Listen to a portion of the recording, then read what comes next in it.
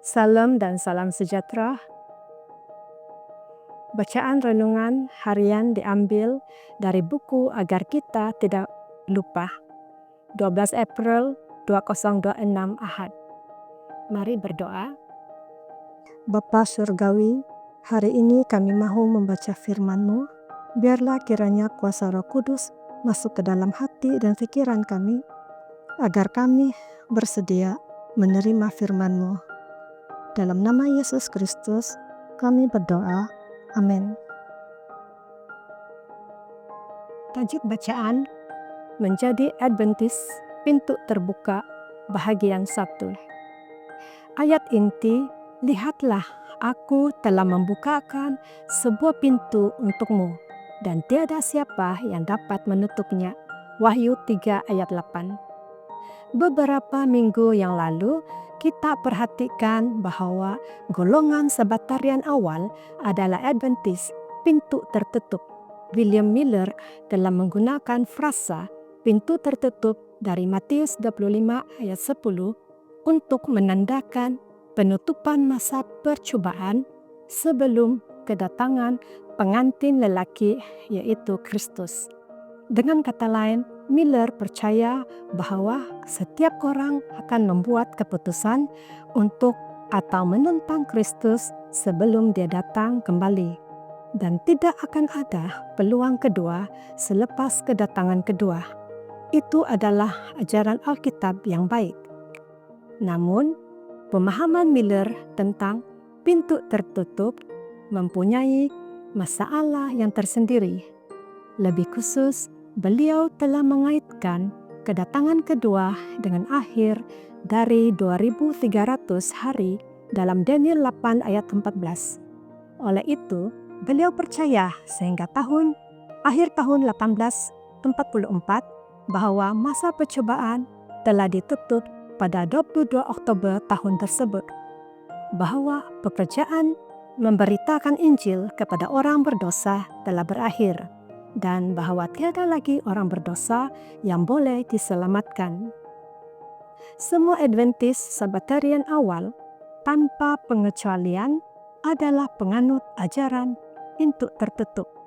Namun, kajian Alkitab seperti yang telah kita lihat sebelum ini segera membawa mereka kepada kesimpulan bahwa penyucian tempat kudus bukanlah merujuk kepada kedatangan kedua, tetapi berkaitan dengan pelayanan Kristus di bait suci surgawi. Pada ketika itu, mereka mendapati diri mereka memegang satu teologi yang tidak lagi selaras. Mereka telah mengubah tafsiran mereka mengenai penyucian tempat kudus, tetapi belum mentafsir semula masa pintu tertutup. Walau bagaimanapun, perubahan dalam satu kepercayaan menuntut perubahan dalam kepercayaan yang lain. Namun perkara itu tidak serta-merta jelas kepada para Sabatarian. Menjelang awal tahun 1850-an, barulah mereka berjaya merumuskan satu pendirian yang selaras mengenai topik tersebut. Namun, perubahan itu bukanlah berlaku karena mereka terlebih dahulu menyadari kesilapan mereka dalam Alkitab. Sebaliknya, mereka berdepan dengan satu masalah lain yang tidak kunjung hilang.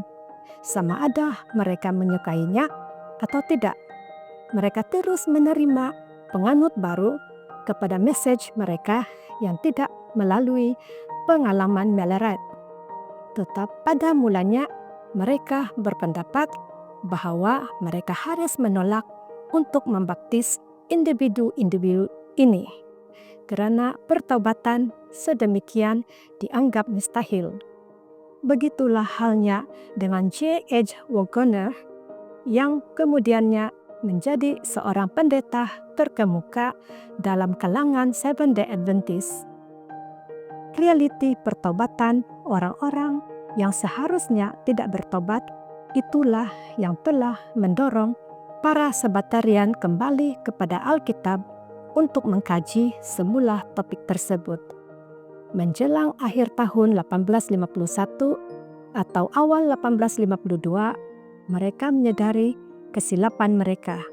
Akibatnya, mereka menyimpulkan bahwa walaupun benar bahwa masa percobaan akan ditutup sebelum kedatangan kedua, peristiwa itu masih berada di hadapan. Pemahaman ini membuka jalan bagi mereka untuk menyebarkan message mereka kepada semua orang. Berita baiknya ialah Tuhan membimbing kita walaupun melalui kekeliruan kita. Demikianlah bacaan renungan kita hari ini. Tuhan memberkati kita semua. Amin.